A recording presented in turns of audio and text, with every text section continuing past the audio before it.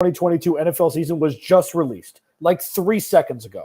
Like I uploaded the image and I haven't even looked at it yet. I'm going to look at it with you. Alex Clancy, Locked On Cardinals. Giddy up. You are Locked On Cardinals, your daily Arizona Cardinals podcast. Part of the Locked On Podcast Network, your team every day.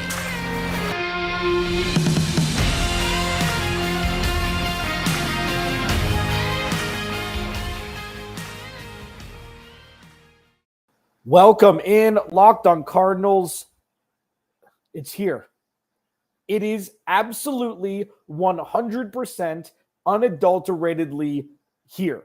The 2022 schedule for the Arizona Cardinals has been released like 4.5 seconds ago. We're live. This is the live reaction podcast. Thank you for making Locked On Cardinals your first listen each and every day, free and available on all platforms. I'm your host, Alex Clancy. Thanks to everybody who subscribes to the YouTube channel, follows me on Twitter, Clancy's Corner, follows the podcast, and Locked On AZ Cards. So I haven't looked at this yet. All right? I haven't looked at it yet. I'm looking at it as we speak in real time with you. So thanks for being here. Here we go. We're gonna rip it right here. All right. So for those watching on YouTube, here it is. Week 1, Cardinals at home against the Kansas City Chiefs. Week 2, on the road in Oakland. Week 3 at home against the Rams. Week 4 on the road against Carolina. Week 5 at home against the Eagles. Week 6 on the road at Seattle. Week 7 at home against the Saints.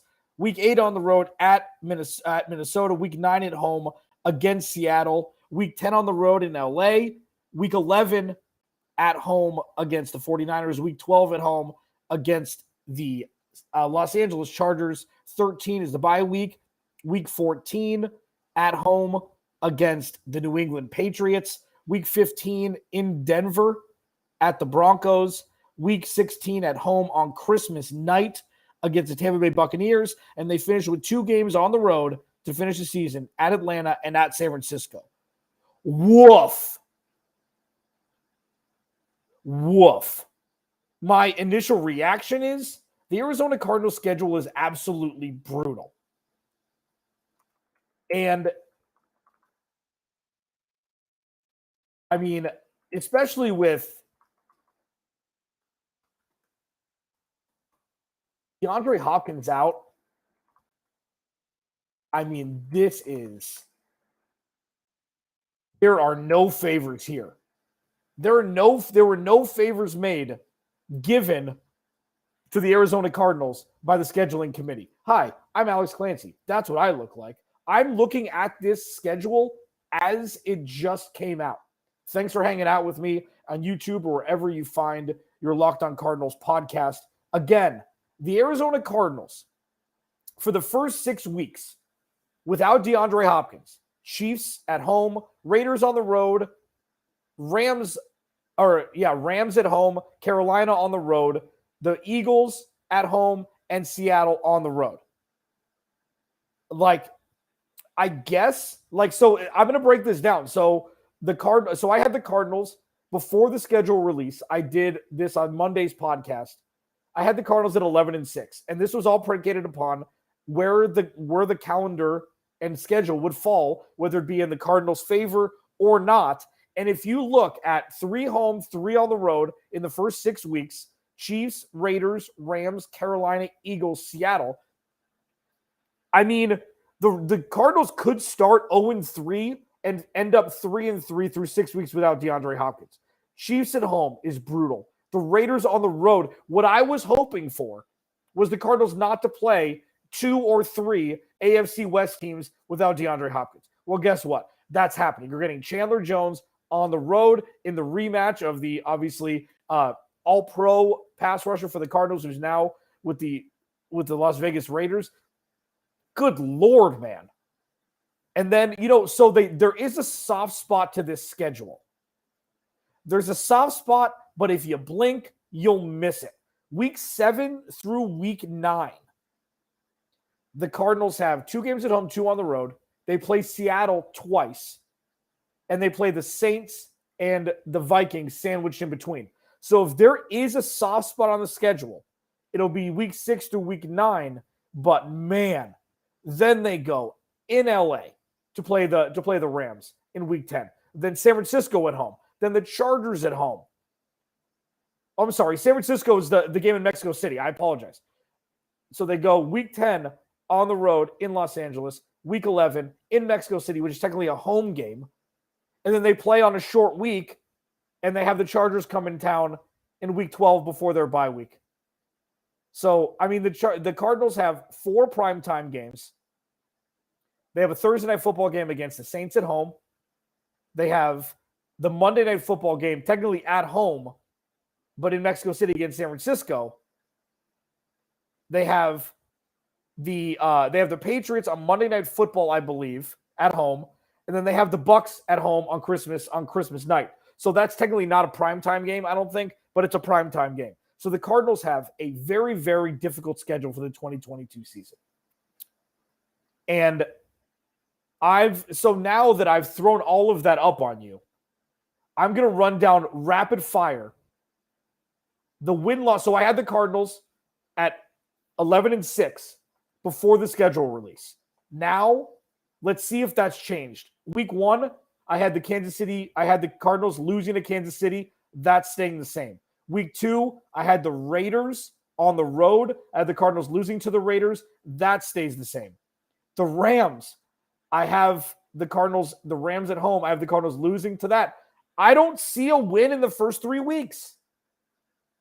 I don't see a win in the first 3 weeks. Then on the road to Carolina, I had the Cardinals winning that when I did my projections before the calendar came out. I have that, the Carolina Panthers losing to the Cardinals winning. I have that staying the same. The Eagles at home. I have the Cardinals beating the Eagles in week 5. These are winnable games, even without DeAndre Hopkins. And then I have the Cardinals sweeping the Seahawks, whether it be at home or on the road. So through 6 weeks, I have the Cardinals at 3-3.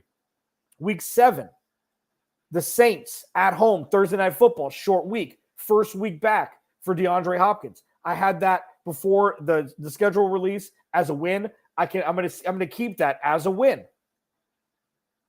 Week 8 on the road against Minnesota. I had that as a win. I will have that as a win again. That's 5 wins in a row for the Arizona Cardinals after 3 losses to start the season. Week 9, this is where it gets weird. I have the Cardinals winning again. So you're putting the Cardinals 6-3 through 9 weeks after losing 3 in a row. They have a 6-week run getting themselves back into playoff and NFC West contentions. Week 10 on the road, I had the Cardinals losing to the Rams before the schedule release. I have that as the same. They're 6-4 through 10 weeks. Week 11 in Mexico City, I have that as a win for the Cardinals. That's 7-4 through week 11. Week 12, I had the Cardinals at home losing to the Chargers. I'm going to keep that 7-5.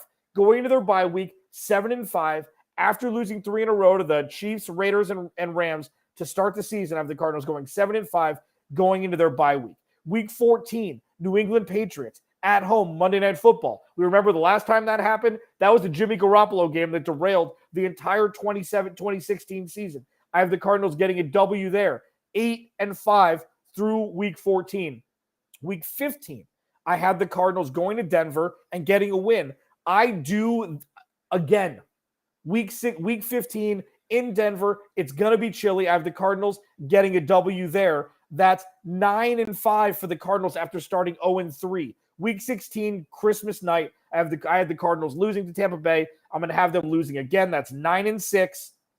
And then Week 17 and Week 18, both on the road against Atlanta and San Francisco, I have the Cardinals winning both. That's 11-6 in a murderer's row schedule.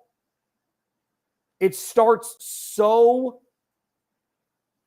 difficultly in the first 3 weeks, but it gets easier. And I think this Cardinals team, even though the schedule is absolutely brutal, will still get to that 11-win plateau in a much different way than they did last year. Alex Clancy, Locked On Cardinals. Thanks for making Locked On Cardinals your first listen each and every day, free and available on all platforms. Next segment, I'm going to break down the first half of this schedule.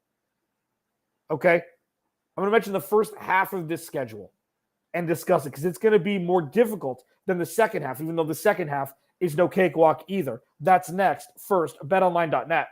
Our partners at BetOnline continue to be the number one source for all your betting needs and sports info. Find out the latest odds, news, and sports developments, including this year's basketball playoffs. And listen, lines are already out for week one.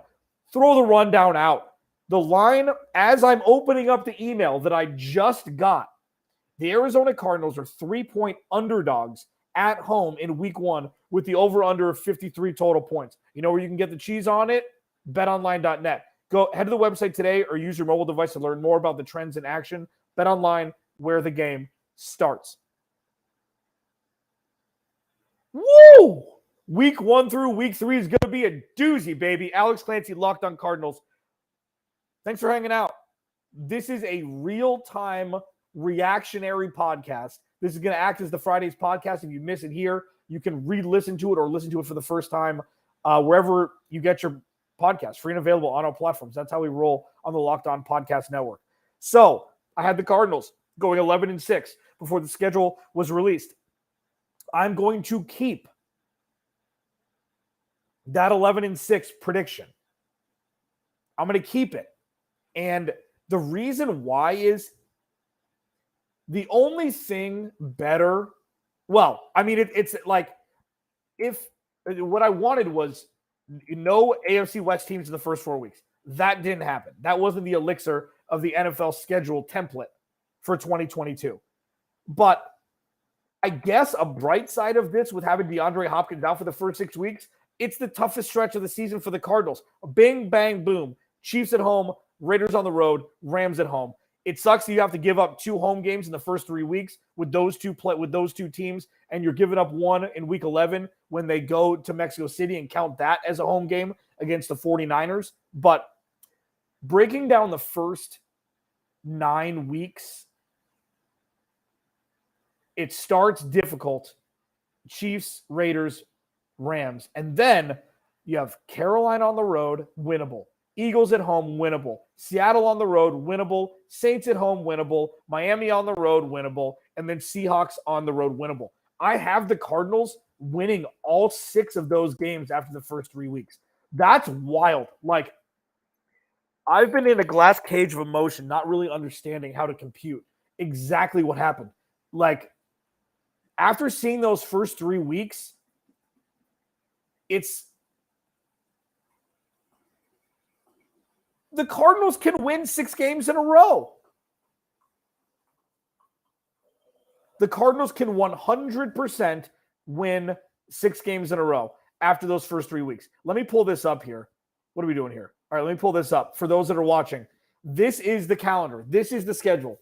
After the first 3 weeks, the Cardinals have 6 winnable games. They have 6 winnable games. And that is sexy. I mean, that is like, that's what you want. And you know what? Say the Cardinals can win one of those 3. So like, say like week 1 of the 2020, the week 1 of any season it's weird. You know, the Chiefs are going to have a lot of new pieces. They're going to be without Tyreek Hill for the first time in years. They're going to be, you know, is Juju Smith-Schuster and Marquez Valdes-Scantling, are they just going to be able to roll in and just jump into Andy Reid's offense? Is Ronald Jones going to be another guy in the backfield with Clyde Edwards-Helaire? Like, is it just going to work? We have no idea. What's his defense going to look like without Tyrann Mathieu for the Chiefs? Like, the Cardinals have new pieces, but not a bunch. If you want one upside to the lack of movement, bringing in exterior talent during free agency so far, it's everybody knows what's going on in the Cardinals organization. Everybody knows the defense. Everybody knows the offense. So I'm not saying the Cardinals are going to lose by 100 and there's no, they shouldn't even play the games in week 1 through week 3. But if you look roster to roster, the Chiefs, the Raiders, and the Rams have better rosters than the Cardinals. You can ask about Derek Carr. Fine. He has his college wide receiver 1 in Devontae Adams. They added Chandler Jones. They've got Max Crosby on the other side. And one of the weaknesses of the Arizona Cardinals right now is the interior of the offensive line. The offense for the Raiders is scary. When Hunter Renfrow is your third option behind Darren Waller and Devontae Adams, that's a scary proposition. They've got 48 running backs. They've got a pretty good offensive line. That's a scary proposition. Then the Rams coming into town after their Super Bowl run, the last time they shared a field with the Cardinals, it was embarrassing for the Cardinals. It was probably Kyler Murray's most embarrassing experience as a football player. So there's a lot of animosity. Like, I've talked a lot about this over the last couple weeks. We're going to find out about Cliff, Kyler, and Steve Keim. We're going to find out. This schedule is difficult. We're going to find out what everybody's made of. And we're going to get a little morsel of that during the first 180 minutes of football for the 2022 NFL season. 2 games at home, Chiefs, Rams, and sandwiched in between going to Vegas to play the Raiders. We're going to find out a lot. And I still think the Cardinals can win 11 games here. This isn't me being, overly optimistic. This isn't me sugarcoating things. I do think that with what happens after those first 3 games, the Cardinals can win a bunch of games in a row. So after the Chiefs, Raiders, and Rams, they go on the road to Carolina, win, stay at home against Philly. Even though they've added A.J. Brown, I still think the Cardinals are a better team. On the road to Seattle, win. At home against the Saints, that's probably going to be close to a pick 'em. The Cardinals are probably going to be favored by maybe a 1.5 or 2 points. And then they go on the road to Minnesota. I mean, it's Minnesota. At any point, you never know. The Cardinals could lose by 40 or they could win by 40. We saw a very, very compelling game last year where Kirk Cousins looked like an MVP in the first half, and then he completely disappeared. The Cardinals got a W at home. I think it was in week 2 or week 3 of last year. And then they have the Seahawks at home. So the Cardinals could 100% start 0-3, end up 6-3 through 9 weeks, or it could be, the NFL, and then everything changes. Alex Clancy, Locked On Cardinals. I'm going to break down the second half of the schedule release next. I mean, if this doesn't amp you up, June, July, August, September, we're less than 4 months away from the Cardinals' first game. Giddy the S, or at, I don't know if I can swear. Giddy up. Alex Clancy, Locked On Cardinals. Second half of the schedule release is going to be discussed next. First, Built Bar. Let me break it down for you. My dad just bought Built Bars. He's one of the most regimented eaters I've ever met in my life when it comes to things that he likes. And he got peanut butter chocolate, and he got coconut. And I've been getting texts every day when he's been eating them. 19 grams of protein, 130 calories, 4 grams of sugar, 5 net carbs. That's the average. They've got flavors up the wazoo. They've got churro or banana cream pie, protein-infused marshmallow things they call puffs, chocolate covered. Boom.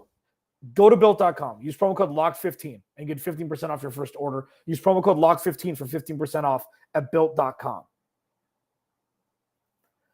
Now, I'm seeing a lot of negativity in the chat about this, about the schedule.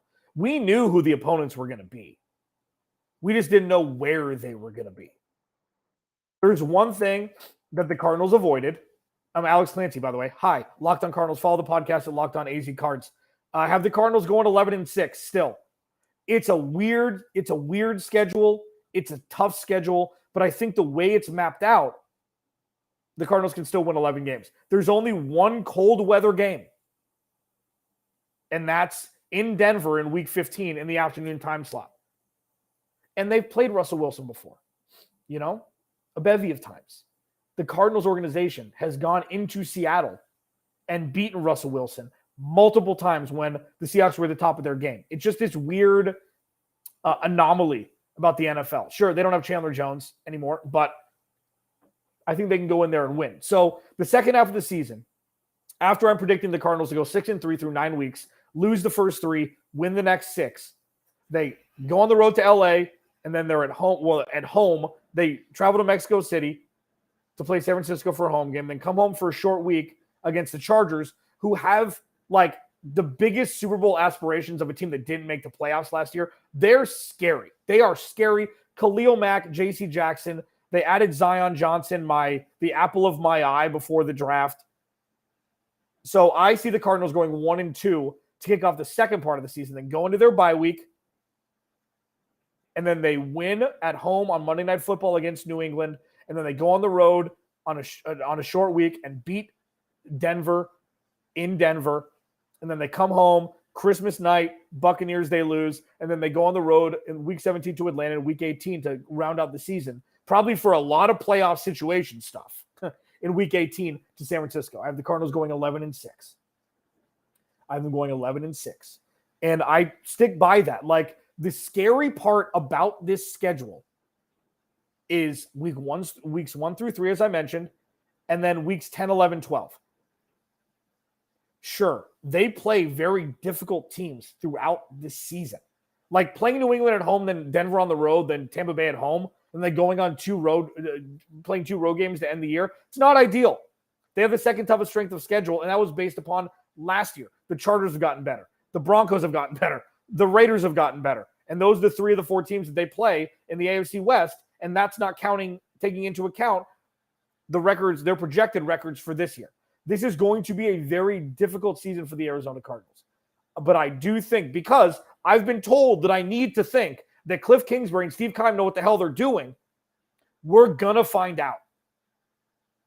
We are 100% going to find out if Cliff Kingsbury deserves to be an NFL head coach. We are 100% going to find out if Steve Keim knows what the hell he's doing in building rosters. And we 100% will find out if Kyler Murray can elevate an organization, a perennially losing organization, into one who wins games every year.